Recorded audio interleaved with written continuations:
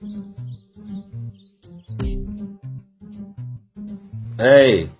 రేపు నెలలో ముహూర్తాలు బాగున్నాయట, మరి అరేంజ్ చేసుకుందామా? రేపు నెల ఎందుకు నాన్న? ఈ నెల 26వ తేదీ ముహూర్తం ఉంది కదా నాన్న.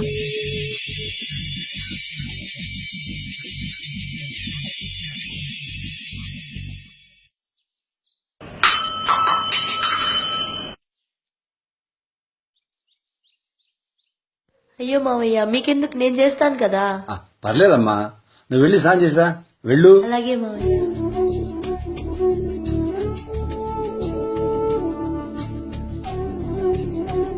అరే మావయ్య, మీకెందుకు మావయ్య, నేను చేస్తాను కదా. పర్లేదులేమ్మా, చేస్తానులే మావయ్య.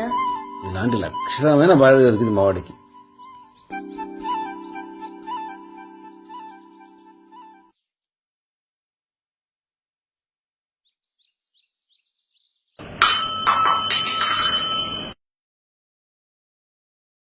అబ్బబ్బబ్బా, ఏంటి పొద్దున్నే మాకి నసా?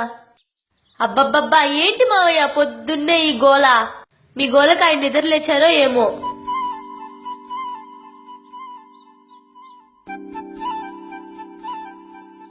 ఏంటో పొద్దున్నే ఈయన చాదేస్తాం. మళ్ళీ తాగొచ్చు కదట్టి. అమ్మాయి ఏదో చిరగ్గా ఉందనుకుంటా. మామయ్య, ఇక్కడ పెట్టిన పేస్ట్ ఏమైంది? ఏమమ్మా, పొద్దున పళ్ళు తోముకొని ఎక్కడో పెట్టి మర్చిపోయాను. ఎక్కడ పెట్టాల్సిన వస్తువు అక్కడ ఉంచారు. ఏంటో మావయ్య, ఇంత వయసు వచ్చినా మీకు బుద్ధే లేదు. ఛ! కనీసం ఆ కసువన్నా తొయ్యండి, నేను వెళ్ళి గిన్నెలు కడగాలి. అబ్బా, ఏంటి మావయ్య ఇది? సరిగా ఊడ్చొచ్చుగా, చూడండి ఇక్కడ ఇది. ఛ!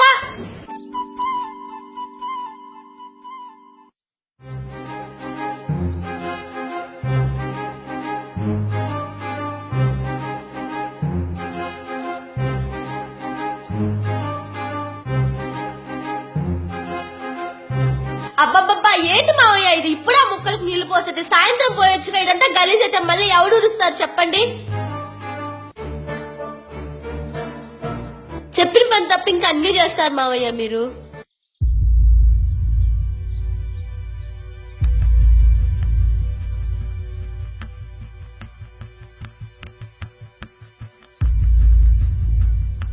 ఏమైంది? ఏంటి ఏమైంది? మీ నాన్నతో ఒకటే తలనొప్పింది. చేతి మావయ్య అంటే అదే చేస్తున్నాను, నేనేగలేకపోతున్నానబ్బా. ఏంటి నాన్న ఇదంతా? నాదే తప్పు, అలా చేసి ఉండకూడదులే. అబ్బా, ఏంటి మావయ్య ఇది? ఇంకా నా వల్ల కాదు. ఏమైందమ్మా? ఏంటి మావయ్య, మొక్కలకు నీళ్లు పోయేదంటే నీళ్లు పోస్తారు, ఎక్కడ పెట్టిన వస్తువు అక్కడ ఉంచారు. ఎందుకని? ఏంటి ఇదంతా? నాకు కొంచెం మతిమరుపమ్మా, ఏమనుకోకు. అంత మతిమరుపున్న వారు 3 పూట్ల తినడం మర్చిపోరే. వయసు అయిపోతుంది కదమ్మా, ఆకలి గుర్తు చేస్తుంటుంది. వయసు అయిపోయిందన్నప్పుడు అలాగే ఏదో ఒక మూల పడుండొచ్చు కదా. మూల పడి ఉండడానికి నేనేమైనా వస్తువునామా? అవును, ఆ అన్ని వస్తువులు ఏదో ఒక రకంగా పనికొస్తాయి, మీరు తప్ప. వెళ్లి కూరగాయలు తెమ్మంటే కాళ్ళు నొప్పులు అంటారు. ఏ పని చెప్పినా ఆ నొప్పి ఈ నొప్పి అని చెప్పి నాకు తలనొప్పి తెప్పిస్తున్నారు.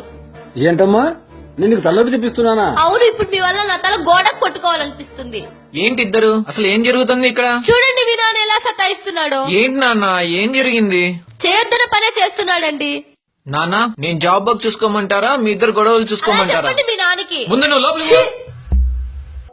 ఏంటి నాన్న, అసలు ఏం జరుగుతుంది ఇక్కడ? నేను అటు ఆఫీస్ లో వర్క్ చేయలేకపోతున్నాను, ఇటు మీ ఇద్దరి ప్రాబ్లమ్స్ ని సాల్వ్ చేయలేకపోతున్నాను నాన్న. అయితే ఇప్పుడు ఏమంటావురా? ఏంటి ఇప్పుడు ఏమంటావు నాన్న? దీనికంతా ఒక్కటే నాన్న పరిష్కారం. మీరు వృద్ధాశ్రమానికి వెళ్ళాలి నాన్న. అవునరా, నువ్వు చెప్పింది కరెక్టే. నేను అక్కడికి వెళితే నాకు మనశ్శాంతిగా ఉంటుంది, మీ ఆవిడకి మనశ్శాంతిగా ఉంటుంది.